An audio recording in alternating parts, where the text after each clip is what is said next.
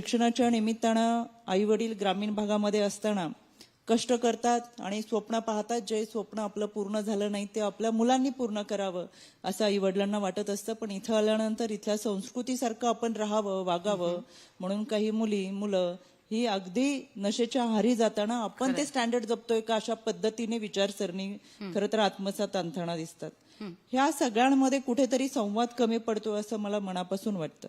आजकाल आमच्याकडे एका हातात टीव्हीचा रिमोट आणि दुसऱ्या हातात मोबाईल आहे. पूर्वी एकत्र कुटुंब पद्धतीमध्ये आई रागवली की आजीच्या पाठीमागे लपता यायचं, बाबा ओरडले की आजोबांचा हात धरता यायचा. आता हम दो हमारे दोचाही जमाना गेला, हम दो हमारे एकच्या जमान्यात आलो आणि आता संवाद साधायचा कोणाशी तर आम्हाला आजीऐवजी गुगल सर्च करावं लागतं. आणि म्हणून या सगळ्या संवादाच्या अभावी ज्या काही घटना इथून पुढे घडताना दिसतात यामध्ये संवादच नाहीये. अनेक ठिकाणी पाल्याचा पालकांशी संवाद नाहीये.